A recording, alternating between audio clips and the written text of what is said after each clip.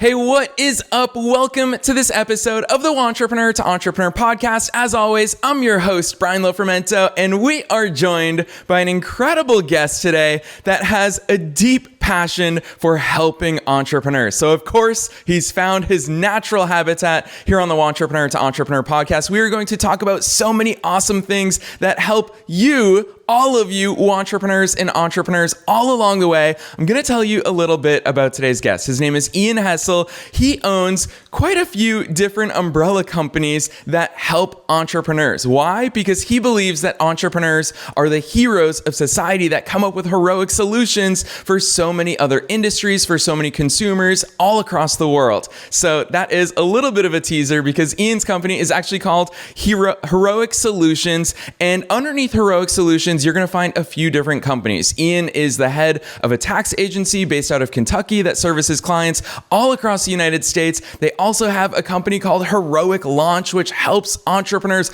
launch their companies in a way that sets them up for success fast, which, as you all know, that's why you tune into this podcast. So I'm not going to say anything else. I'm so excited to dive into my interview today with Ian Hessel.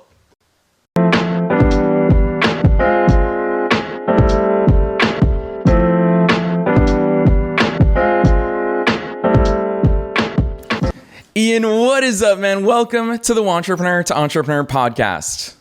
Hey, Brian, thanks for having me. It's a pleasure to be here.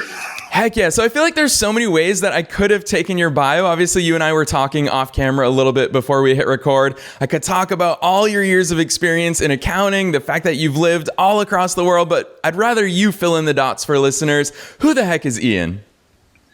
Ian is somebody that grew up in South Africa and made his way to America on a sports scholarship and basically tried to do the right thing his whole life, but got trained as a CPA early on and realized that when I first left, and I worked for one of the biggest accounting firms in the country at that time, right out of college. But what I realized there is that they don't really teach you a lot about running businesses and starting businesses, even as a CPA. So, there's lots of red tape that you have to go through, and you can be a technical accountant, be the best accountant in the world, but you're not qualified to start a business and run a business. And so I started down the path of just doing that my whole life. And what's manifested itself is the company that you described in the intro, Heroic Solutions and Heroic Launch, that essentially is the go-to place for entrepreneurs to get started right. I love that overview. But Ian, you kind of withheld that from me. What sport brought you here to the U.S. going to college? Rowing. Well, you guys in America, they call it crew. So. Very cool. Awesome. I was hoping that you would say the correct answer, which of course here in the US would be soccer or abroad would be football. Then I'd be really excited, Ian. But regardless, I'm super excited, obviously, about where your passions lie. I've actually never asked any guest on the show this question, but I'm going to ask it to you because I know that you're involved in quite a few things. When people ask you, Ian, what do you do? What's your answer to that? I do. What I love about what I do is I don't have the same thing to do every day. There's nothing that's routine. And so I deal with brilliant people that start companies, and I get to see their ideas and bask in the glory of their energy, if that makes sense to you. And so that's what I do every day. I just enjoy that. And there's no routine. It's really about growing the business, reaching out to more entrepreneurs, and being able to fulfill the service to them in a better way and more efficient way using technology.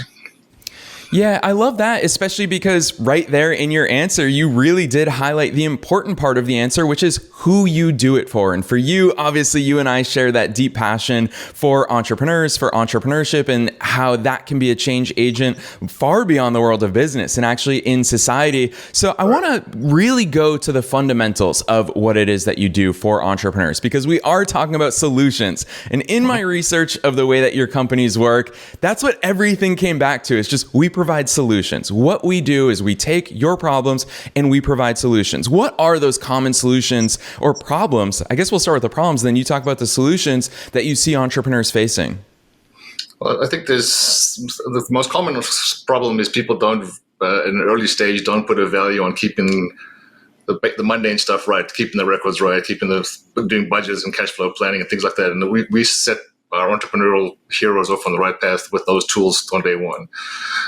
But then once you start digging and look for tools, there's so many of them out there that you can be overwhelmed and have paralysis analysis. And so what you get from my team is that we've been there, done that so many times. We recommend a technology stack that is proven to work well together.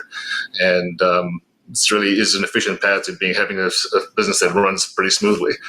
I do want to add one more comment about why the name of the company is called Heroic Solutions is really because it's not the entrepreneurs are the heroes of our society in our belief, because they create jobs, they create growth, they create stability in communities. And that's really the crux of how we named what we named. Yeah, amen to that. Obviously, it's such a shared belief here in the entrepreneur to entrepreneur community. And I like that you started out by talking about, most entrepreneurs don't understand cash flow. Most entrepreneurs don't have their ducks in a row, so to speak. And that's why I love that. My research started, of course, with your tax services agency. And the more I did research about the way that you guys operate, the more I just kept thinking, well, you guys are not your typical accounting firm, because you guys are not saying, hey, let us do your books. You're actually saying, hey, let us be a solution for you. Let us help you get your time back. I'd love for you to talk about, having worked in big CPA firms, having worked with so many different types of businesses, what is your approach to this? Why is this stuff so important for entrepreneurs? I mean, I've worked for one of the world's biggest accounting firms, and also worked for manufacturing companies that are globally with revenues 500 million to 800 million as a senior executive.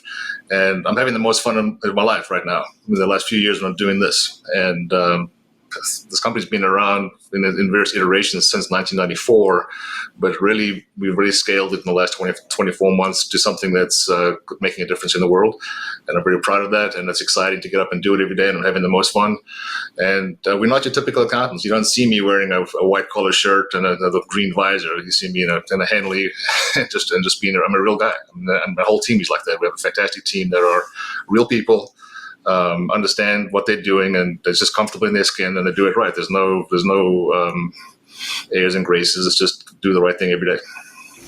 Yeah, and in addition to that, what really stands out is it's right on your website, which obviously we're going to talk about links towards the end of this episode, so listeners can check out all that you do, because your services directly benefit our listeners. But right on your website, which is at heroicsolutionsinc.com, people can see your tax services website, accounting services to support the life you love. Why does accounting support the life that we love when it comes to growing as entrepreneurs and as people? Some people might think it's a bit of a leap to say that, but it's really about peace of mind, right? If you set up the systems correctly and you take care of minding your P's and Q's and do reconciliations of those mundane stuff that we can do efficiently for you, you have peace of mind. You're not going to get a surprise from the IRS. You're not going to get a cash flow crunch that you can't fix, because we're looking ahead all the time. And so it's peace of mind and quality of life is really what we're selling. Yeah, it's fun for me to put my listener hat on and be the other side of this conversation, Ian, because I'm sure a lot of listeners are saying, well, I can't afford, to hire someone when it comes to my taxes. Like I Google everything. I'm just looking for answers. And that's part of being an entrepreneur, is that scrappiness, is that resourcefulness. But you've seen it all, Ian. What are these mistakes that people make when they go that route? I think the short answer to that question is that entrepreneurs' most valuable resource is their time. And so there's always everybody has to make their own decision of where that line is drawn in the sand. But if you're spending hours Googling how you treat something for taxes, how to do something for your books, or if you haven't invested in your business, it's really the right answer is to have a professional set you up right. You may spend a few dollars, but it'll be done right, and you'll reap that reward multiple times over. I make a bold claim that if people use my technology stack, I'll give them back 10 hours a week, and guaranteed. So what can an entrepreneur do with 10 more hours to focus on building their product or building their service for delivery? That's where the real value is for entrepreneurs. But I'll also add that the Heroic Launch website that's part of my business is a grant program where we actually will give people apply for a grant there, and there's a small fee for processing. But we award 10 per month, and what the award is essentially is free accounting services for 12 months. We'll set you up with the systems, the processes, the payroll, do your tax returns the first year, and essentially they set someone from the right foot. Hopefully they stay with us after they've got the year head start, but if they don't, no harm, no foul. We'll give them access to their tools, and away they go. Ian, I feel like you just dropped a big insight here on listeners today with the grant program. And I knew that this was going to be such a cornerstone topic of what we talked about. So I'd love for you to talk more about that, because you're right. A lot of entrepreneurs, when they're starting out, that's the time where they don't have the resources that they will have down the line after they start getting clients, after they're able to. And it's something that I remember from my earliest entrepreneurial days is I realized, people with money, it's easier to then make more money. I just need to get over that hump. Talk to us about that grant program and how it starts entrepreneurs off on the right foot. Well, it's you hit the nail on the head, right? That's really a matter of giving them the tools and the proven tools that we use for our paying clients every day. We set them up with the same quality of service, the same level of software. And so we handle the payroll, we do the tax returns, we set them up with the chart of accounts, we help them budgeting, we help them with cash flow forecasting, and everything's online so we can service entrepreneurs around the nation just as well as we service people next door. And the other thing that I think is somewhat intimidating for new entrepreneurs, and we hear this all the time, is that it's a little bit intimidating to go see an accountant with a business idea that's not fully fledged, and they're worried about looking like it's a failure or worrying somebody's going to judge them. I can tell you we've seen some really ideas that may have looked a little bit crazy on paper the first time, but when you see them take off, it's so fulfilling, and it's there's no such thing as a bad idea. That old adage. Yeah, I love that you brought that up. And obviously for you, you're just speaking from experience because you've had a ton of conversations with small business owners, with entrepreneurs. But I think you just touched on a topic that I don't think I've ever heard anyone talk about within the scope of entrepreneurship and accounting, which is, you're right, a lot of us do feel intimidated when it comes to, what do I have to do in order to even meet an accountant? I know I feel this way personally, Ian, I'm just like, how many years of tax returns do I need? What documentation are you going to need to see? And I'm curious your perspective. When is the right time? It's kind of a loaded question I'm going to throw your way. When is the right time for someone to talk to an accountant or a tax specialist? And how fleshed out does it need to be? Because you're right, it doesn't need to be. I'm sure that you're going to say it doesn't need to be totally fleshed out. Like, you guys are part of that solution. Whereas a lot of times we think we have to come up with the solutions, and you just kind of are essentially the equivalent of a lawyer that says, oh no, this is right, this is wrong. Talk to us about all of that and reassure us, Ian. We need that right now. Well, again, you've obviously talked to a lot of people and know exactly what the game is. It's the earlier the better is the right answer, because that does not need to be totally baked. We're part of the chef. We're the sous chef. We'll help you bake it. Yeah, I actually really like that analogy is you're going to help people bake it. And that's why I think a lot of times when newer entrepreneurs in particular hear people like yourself, specialists, experts, talk about this, and you talk about payroll, you talk about cash flow forecasting, they're thinking, well, I have none of those things. Talk to us about the importance of focusing on that even up front so that you're not backtracking later. It's incredibly important is the bottom line. I'm sure you've heard all the self-help books that say if you don't write it down, it's never happened. So part of building a business is having a plan. And you may not. A lot of people get stuck saying, "Well, I don't know what's going to happen. I'm not sure what the market reception is going to be." But you need to make a plan. You need to measure yourself towards that plan, because if you don't measure it, it's not effective either. And so what we help people do is build that plan and build the checkpoints and KPIs to track against that plan. And if the assumptions change, you build a new plan. It's not that hard. It's things like in real life, when the facts change, you make a new decision. It's not saying you were wrong in the past, it's just a new decision. So we help people with that, get over that mindset. We don't have to know all the answers. We have a direction, and we make a plan in that direction, and we execute towards that plan. And if the facts change, we change the plan, but we have a plan. Always have a plan. Yeah, and obviously the thing that I think is interesting, because to me it's fun for me to get to talk to you today, because you're not answering these questions from the perspective of, well, here's the right thing to do with your business formation, here's the right thing to do with your books. You're actually just focusing on business growth, and you've already kind of given us one big takeaway from working with companies like you, or you obviously, is that you actually save time. I'd love to hear some real life stories. Listeners of this podcast love real life examples, love case studies. Tell us about some businesses that were able to accelerate their growth because of the foundation, the correct foundation that they were able to put in place. The most recent example is actually a manufacturing company that let things get out of hand for about 8 months, and they were trying to get financing for a great program that they had in the hand, and needed some inventory, working capital money to be able to launch the project.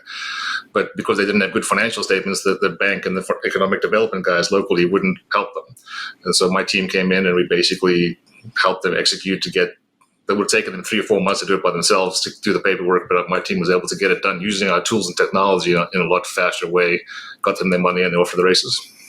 Yeah, I love that. And it's something I've personally experienced. I'll bring that in to usher the next part of the conversation. But first things first, you've mentioned tools and technologies a few times, and people don't necessarily get excited about that when it comes to the financial aspect of their business. Clearly, it excites you. Talk to us about what some of that tech does. Why is this tech able to help us entrepreneurs save more time?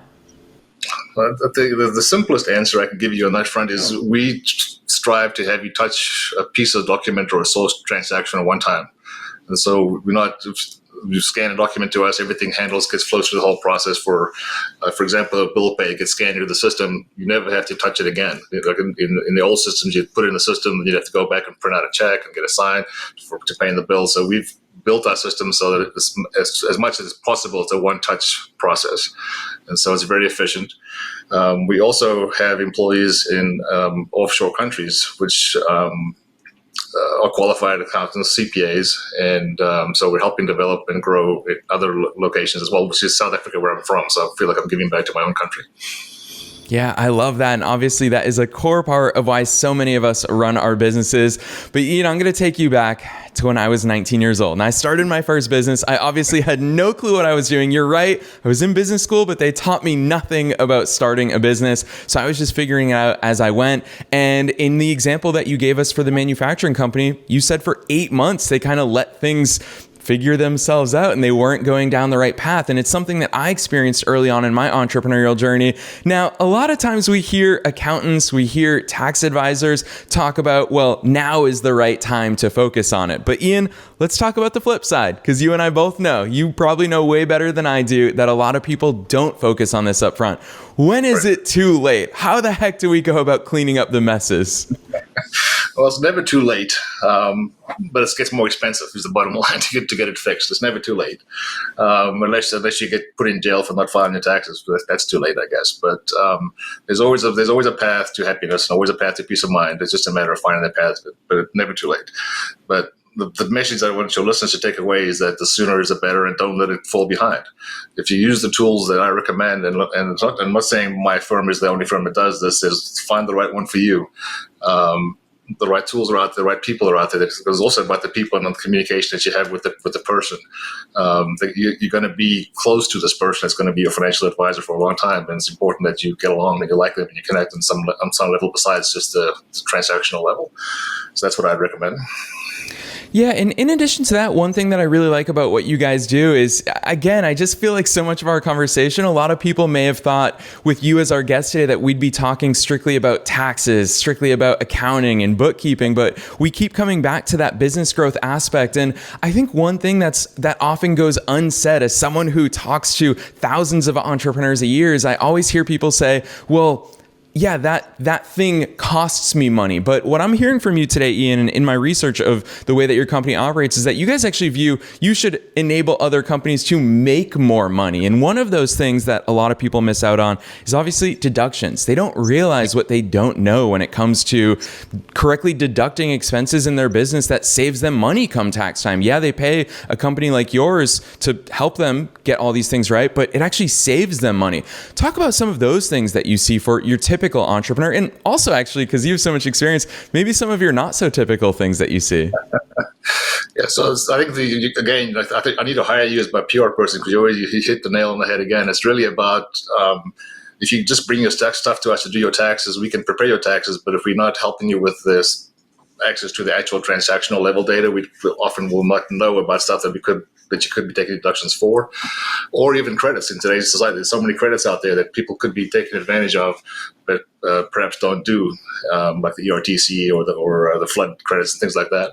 But it's really about being intimate with the clients and using the technology and tools that we have ability to be intimate in a very easy way. It's not obtrusive for the clients.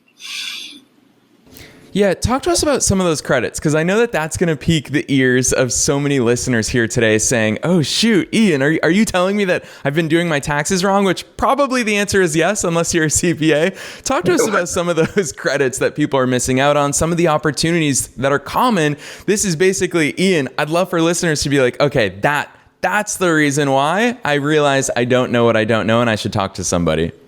Well, the most famous one out there now is the employee retention tax credit that allows people to get money for basically keeping employees on payroll during COVID. It's still active out there. There's a lot of companies out there that are pushing the service to do that, and there are not. We don't offer that service personally because I think there's going to be a lot of IRS review of those credits. So we have trusted advisors that we refer our clients to for that.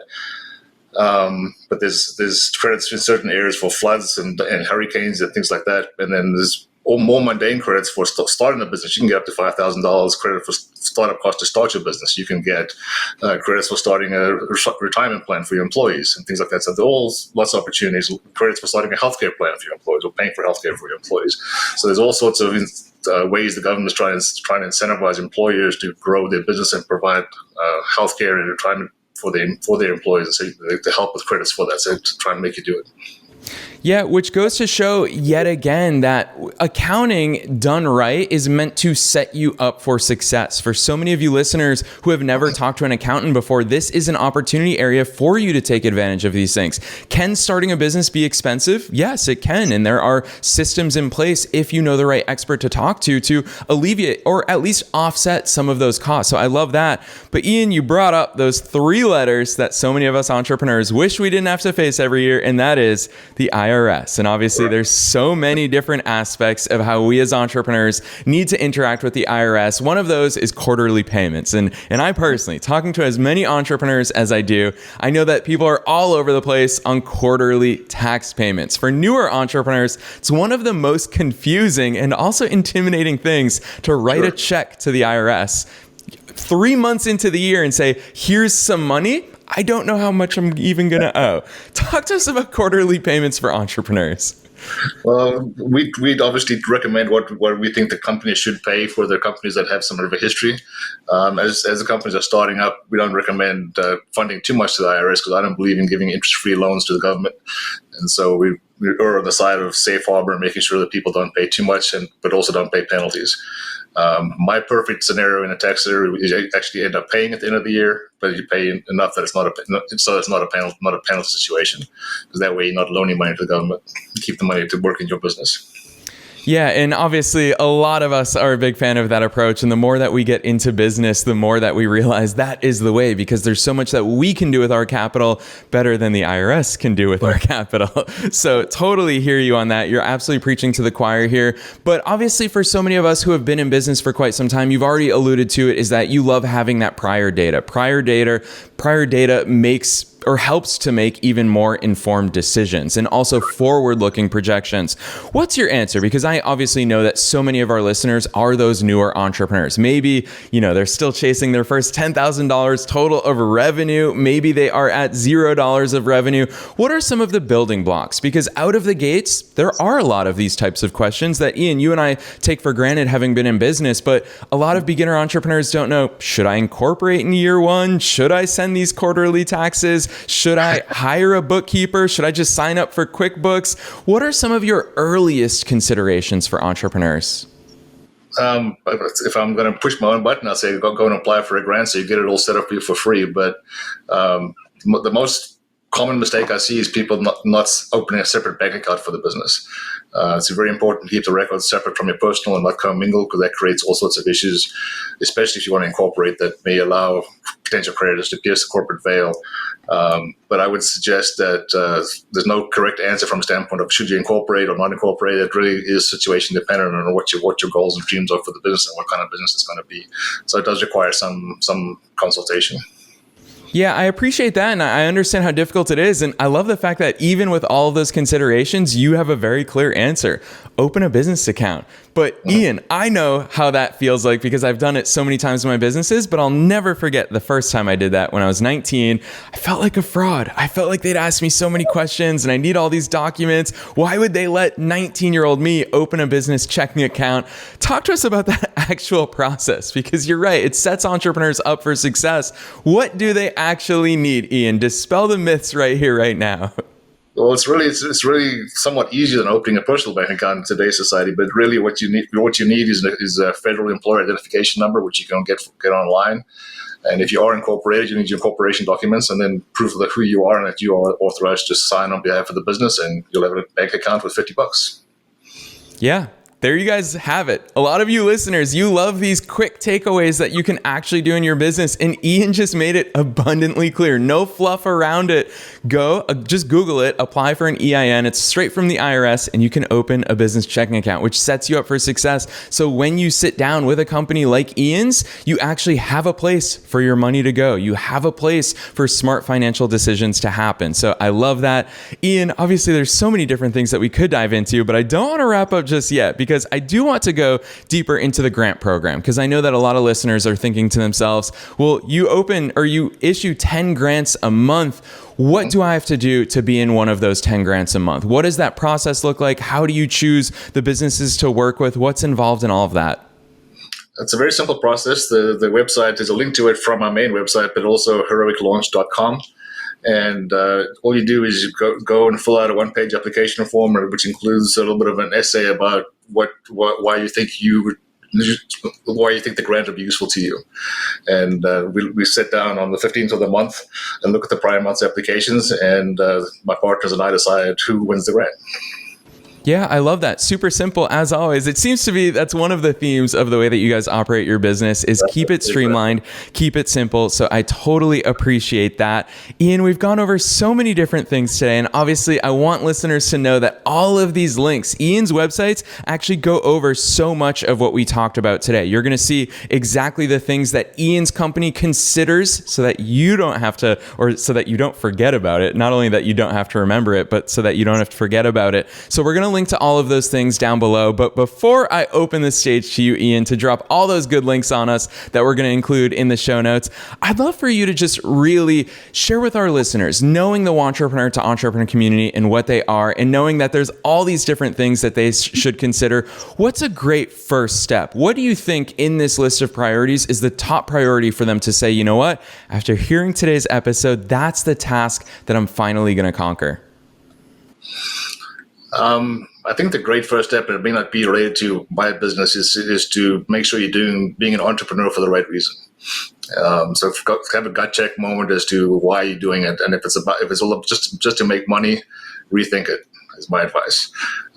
If you have a passion for what you're doing or a vision for what you're doing, that's a very different story than just trying to make money. But then the very next step is, I think, get a team to support you with, as friends and family that you trust as advisors. Don't just do it in your head. You can tell yourself lots of things that aren't true. So get people that you trust that will speak the truth to you. That's also very difficult to find in today's society. And even if these are friends and family that are just as an advisory board, I would start there, and then get going and call somebody like me.